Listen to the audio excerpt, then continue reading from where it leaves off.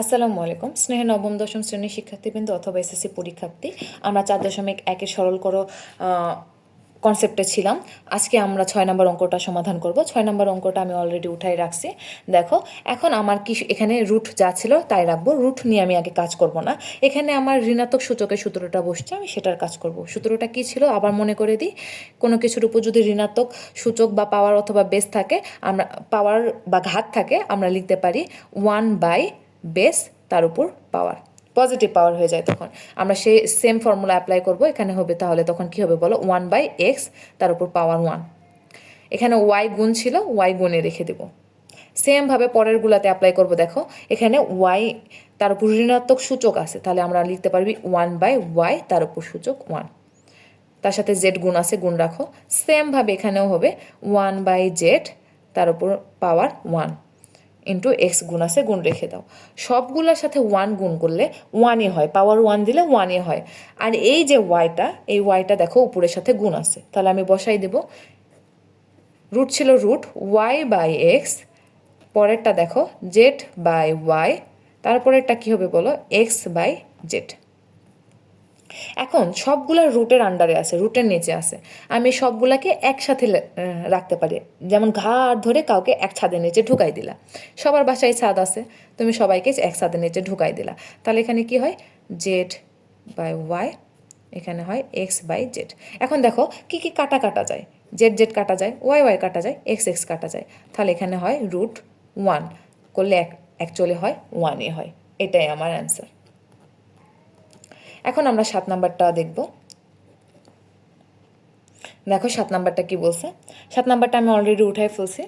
এখন সবসময় একটা জিনিস মনে রাখবা, আমার সূচক ও লগারিদম অধ্যায়ের মেন কাজ হইতেছে বেস সেম রাখা।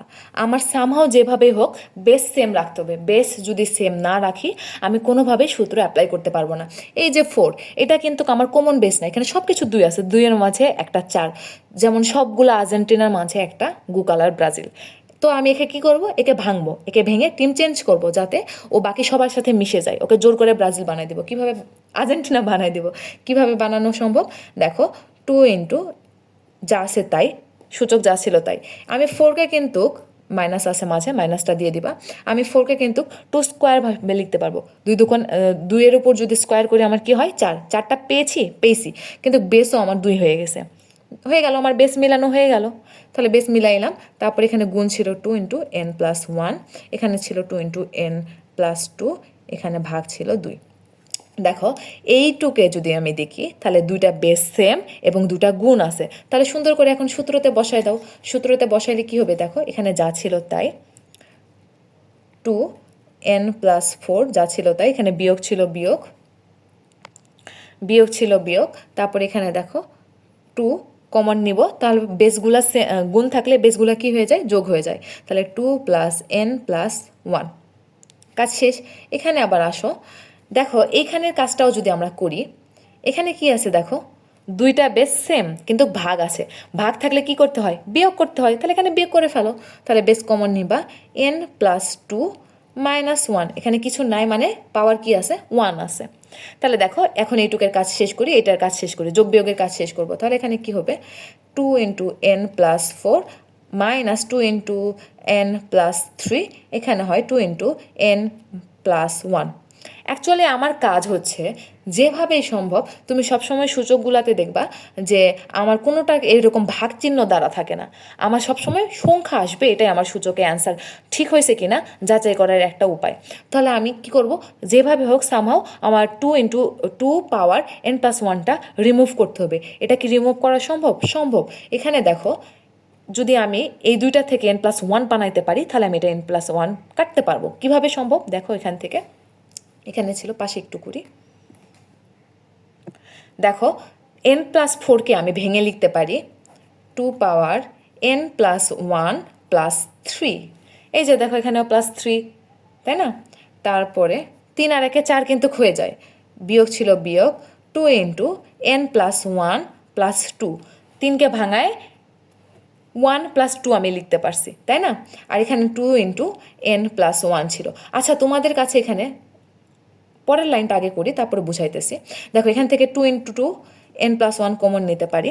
যদি এখান থেকে এন প্লাস ওয়ান কমন নিই তাহলে এখানে হবে 2 পাওয়ার 3 আর এখানে হবে মাইনাস 2 পাওয়ার 2, এন প্লাস ওয়ানটা কমন নিছি, নিচে হইতেছে 2 ইন্টু এন প্লাস ওয়ান, 2 পাওয়ার এন প্লাস ওয়ান, এটা কাটা যায়, তাহলে এখানে থাকে আমার 2 পাওয়ার 3 আর এখানে 2 এর উপর পাওয়ার 2, তাহলে এখানে হয় 8 মাইনাস 4 ইকুয়াল 4, এটাই আমার অ্যান্সার। এখন তোমাদের কাছে প্রশ্ন হইতে পারে, তোমরা অনেকেই এখান থেকে এই লাইনটা আন্ডারস্ট্যান্ড বুঝতে পারো না, স্বাভাবিক, কোনো কিছু একটা যোগ আছে, আমি এইটুকু কমন নিয়ে কীভাবে পাওয়ার 3 দিতে পারতাম।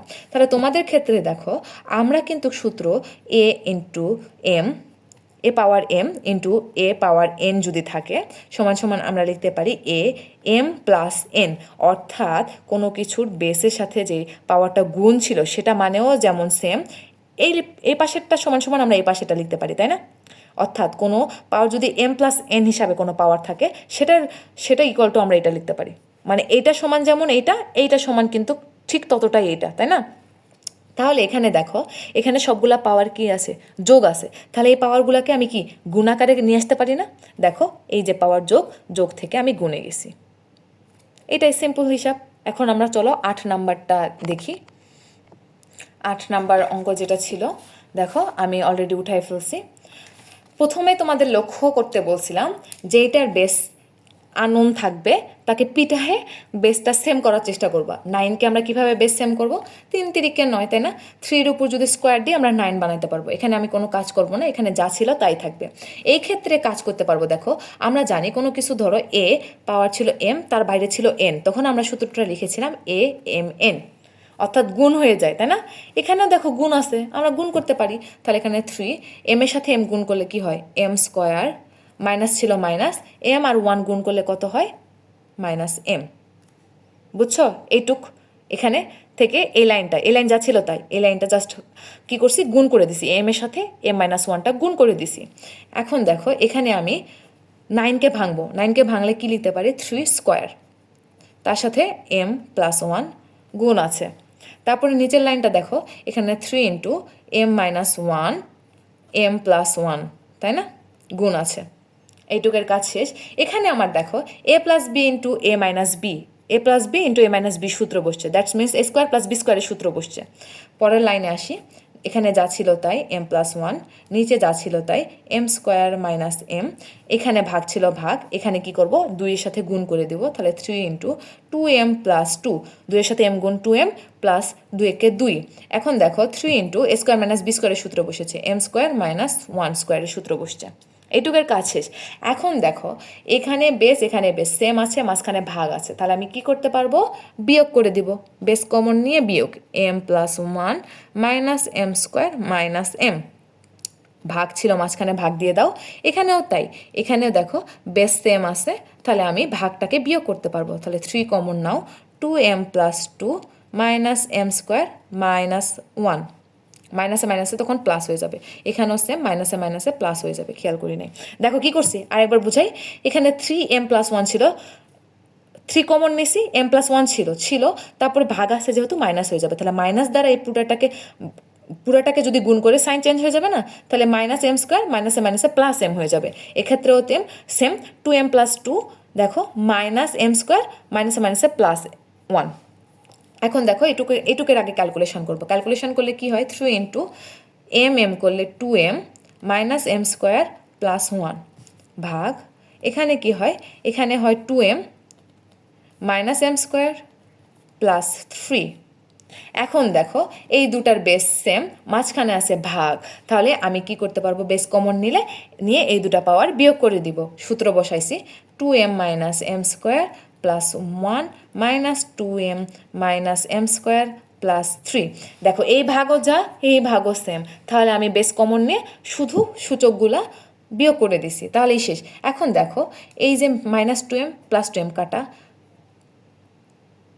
ও এখানে তো বিয়োগ করছি, তাহলে এখানে প্লাস হয়ে যাবে, মাইনাস প্লাস হয়ে যাবে, সাইন চেঞ্জ হয়ে যাবে।